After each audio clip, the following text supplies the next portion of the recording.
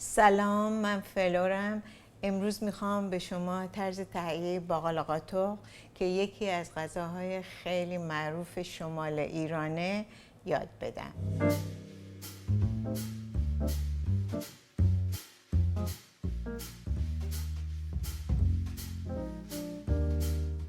من یه شب قبل از اینکه باقلاقاتقمو درست بکنم لوبیامو با آب ولرم خیس میکنم.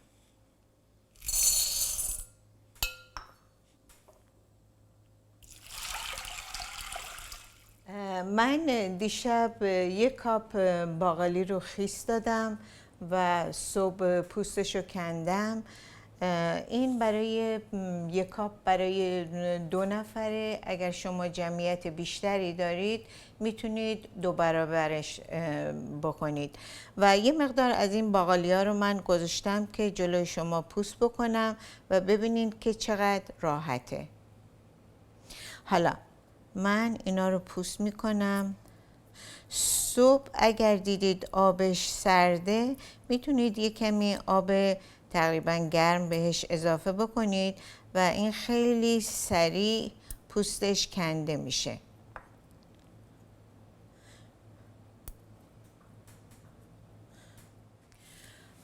حالا من 4 تا قاشق تقریبا روغن زیتون من میریزم و یه مقدارم اینو گازم رو روشن میکنم. یه مقدارم تقریبا 1 قاشق غذاخوری کره میریزم بهش. کره بهش طعم خیلی خوبی میده. و بعد من سیرمو که 6 تا کلوف سیره اینو من خرد میکنم. سیرش هرچی زیاد باشه خوشمزه تره. خیلی خوب، حالا من زردچوبه رو میریزم، شویدش رو میریزم، نمک میریزم و فلفل. یه کمی تفت میدم.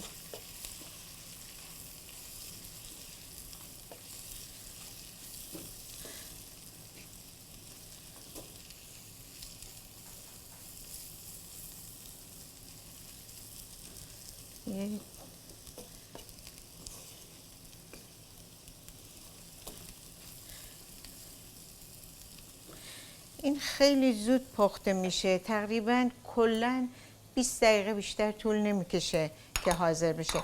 من الان در حدود 1 کاپ آب جوشیده بهش اضافه میکنم، درشو میذارم بپزه.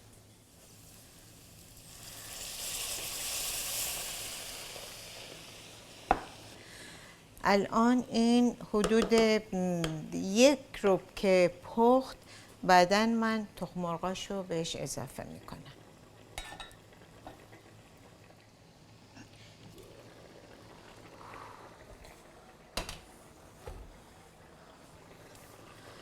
خیلی خوب، الان باقلاقاتق من تقریبا حاضره.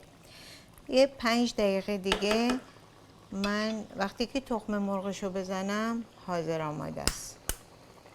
3 تا تخم مرغ من بهش میزنم.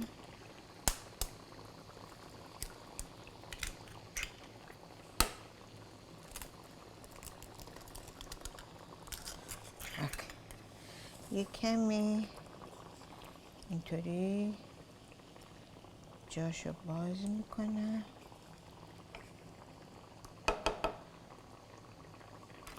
اوکی، درشو من میذارم. تقریبا 5 دقیقه دیگه باقلاقاتق من آماده است.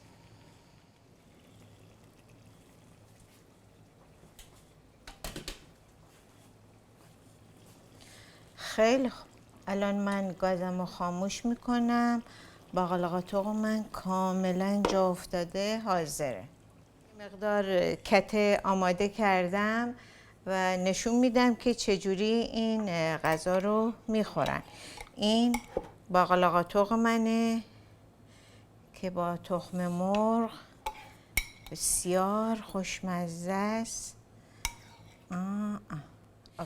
اینو معمولاً با خیار ترشی و یا زیتون پرورده میخورن که حتما من در برنامه آینده طرز تهیه زیتون پرورده رو به شما یاد میدم.